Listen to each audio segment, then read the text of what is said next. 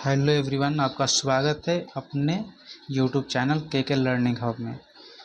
पिछले 2 दिनों से प्रीवियस ईयर क्वेश्चन करा रहा हूँ, जिसमें 2011 और 2012 का क्वेश्चन हो चुका है और आज 2013 का क्वेश्चन कराया जाएगा। अगर आपने पहले का वीडियो नहीं देखा है तो वीडियो देख लीजिए। तो आओ वीडियो शुरू करते हैं। वीडियो शुरू करने से पहले वीडियो को लाइक, शेयर एंड चैनल को सब्सक्राइब जरूर करना। पहला क्वेश्चन है कि अर्धगोले के संपूर्ण सतह का क्षेत्रफल क्या होता है। ये फार्मूला है या 3πr² होता है। तो क्वेश्चन नंबर 2 है 44 सेंटीमीटर परिधि वाले वृत्त की त्रिज्या ज्ञात करना है। वृत्त की परिधि क्या होता है 2πr। 44 सेंटीमीटर परिधि दे दिया है। 2 इंटू पाई का मान 22/7, आर का मान निकालना है।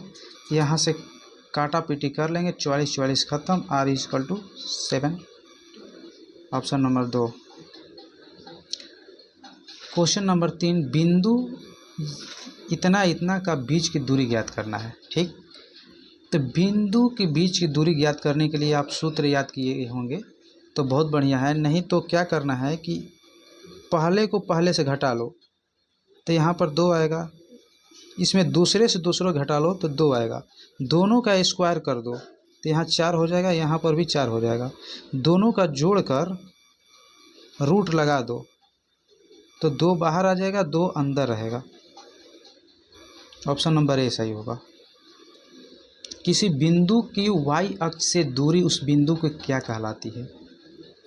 y अक्ष से दूरी पहले तो एक भुज कहलाएगा, क्योंकि आप याद किए होंगे, और दूसरा बी ऑप्शन नंबर होगा, यक्ष निर्देशांक भी कहलाता है।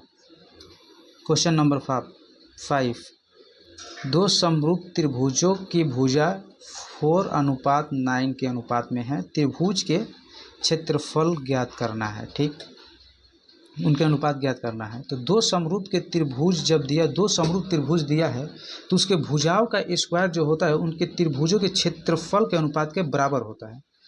मैं ये बोल रहा हूँ कि उनके भुजाओं के स्क्वायर जो होता है उसके क्षेत्रफलों के अनुपात के बराबर होता है। त्रिभुज के क्षेत्रफलों के दूसरा त्रिभुज के क्षेत्रफलों के अनुपात के बराबर होगा, यानी कि 16:81 हो जाएगा। किसी द्विघात समीकरण के विवेचक का मान 0 से बड़ा हो तो दोनों मूल क्या होंगे। विवेचक मतलब समझते हैं, विवेचक किसे कहते हैं। d = b² - 4ac, यही ना विवेचक है। तो बोल रहा है कि d का मान जो है 0 से बड़ा होना चाहिए। जब d का मान 0 से बड़ा हो तो वास्तविक और भिन्न होगा, लेकिन d का मान अगर 0 के बराबर हो जाए तो उसका मान क्या होगा, वास्तविक और समान हो जाएगा। ठीक। क्वेश्चन नंबर 7 9 sec² θ - 9 tan² θ किसके बराबर होंगे। तो इसमें से 9 को कॉमन ले लो। कॉमन लेने के बाद क्या बचेगा, sec² θ minus tan² θ। sec² θ minus tan² θ का मान क्या होता है 1। 1 में जब 9 से गुणा करेंगे तो कितना आ जाएगा 9। तो option number B. Question number 8 √2 एक क्या है। √2 एक अपरिमेय संख्या है, क्योंकि इसका पूर्ण वर्गमूल नहीं निकल सकता है। जिसका पूर्ण वर्गमूल न निकले उसे अपरिमेय संख्या कहते हैं, या p/q के रूप में न हो।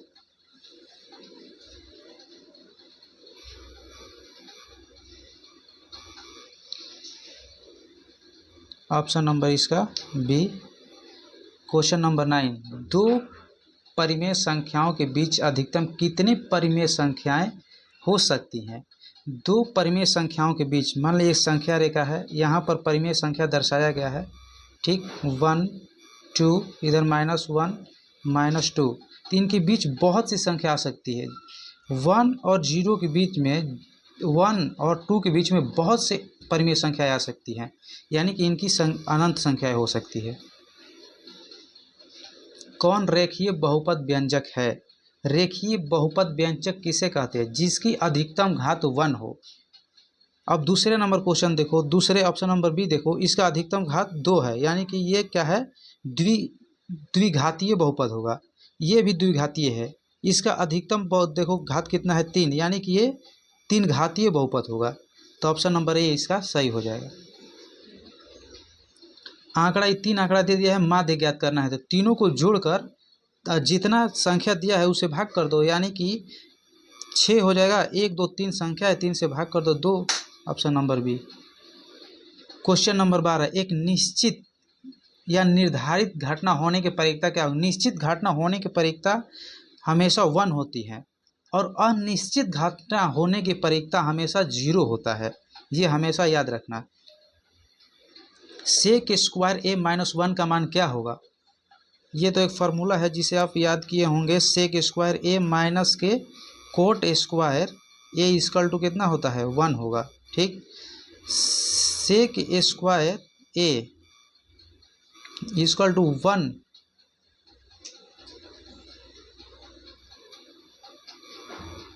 सेक square A minus 1 equal to cot square A हो जाएगा।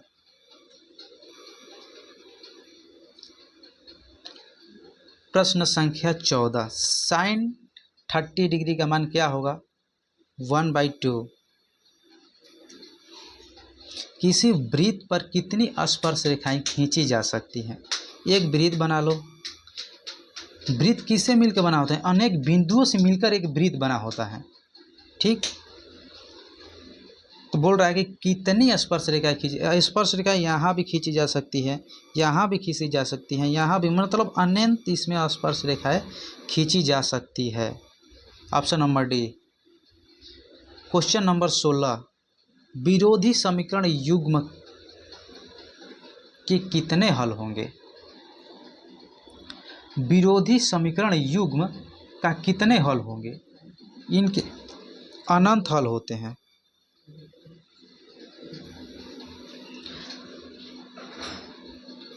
इनका मान ज्ञात करना है, तो कैसे ज्ञात करेंगे। tan स्क्वायर 36 डिग्री बटा में कोट स्क्वायर 54 डिग्री दिया हुआ है। ये दोनों एक दूसरे के रेसिप्रोकल होते हैं। जब दो रेसिप्रोकल हो, उसके दोनों कोणों का सम 90 डिग्री हो जाए तो उसका मान हमेशा 1 होता है। अगर नहीं ज्ञात करने आता है तो मैं बता देता हूँ कैसे ज्ञात कर सकते हैं। तो यहाँ पर tan स्क्वायर 90 माइनस 54 लिख सकते हैं, और यही किसका मान हो जाएगा, कोट स्क्वायर 54 का। कोट स्क्वायर 54 और नीचे भी कोट स्क्वायर 54 दिया हुआ है, कट कर 1 आ जाएगा। ऑप्शन नंबर बी इसका सही होगा। क्वेश्चन 18, 1.34 को परिमेय संख्या बदलना है। ठीक, 1 ये तो वेरी इजी है, इस तरह लिख लो। जितना दशमलव के बाद ये अंक हैं उतना नीचे 0 बैठा लो 1 देकर, और का इसे कटा लो। ऑप्शन नंबर बी आएगा। क्वेश्चन नंबर 19, क्या सभी वास्तविक संख्या एक परिमेय संख्या है। बिल्कुल नहीं दोस्तों, ये बिल्कुल गलत बोल रहा है, क्योंकि वास्तविक संख्या है जिसे संख्या रेखा पर दर्शाया जा सकता है। वास्तविक संख्याएं रेखाएं 1 2 इसके बीच 1 और 2 के बीच में रूट 2 का भी मान आ जाएगा। इसका मान तो जरूर कहीं यहाँ पर होगा ना, इसीलिए ये सही नहीं है, क्योंकि इसमें परिमेय और अपरिमेय संख्या दोनों आ जाएंगी। द्विघात समीकरण -3x² मतलब दिया हुआ मूलों का योग पूछ रहा है। मूलों का योग क्या होता है, alpha plus beta. Alpha plus beta का मान पूछ रहा है। अल्फा प्लस बीटा का मान क्या होता है, -b/a होता है। तो इसमें -b कौन, मतलब b का मान क्या होता है, b का मान ये है और a का मान ये है। ठीक, तो b का मान 4 और a का मान -3 दिया हुआ है। अब पहले से माइनस है यहाँ पर, तो माइनस माइनस खत्म हो जाएगा, 4/3, ऑप्शन नंबर बी। तो आज का क्वेश्चन इतना ही था दोस्तों। पूरा वीडियो देखने के लिए धन्यवाद। अपने दोस्तों के शेयर करो और वीडियो को लाइक शेयर एंड चैनल को सब्सक्राइब करो।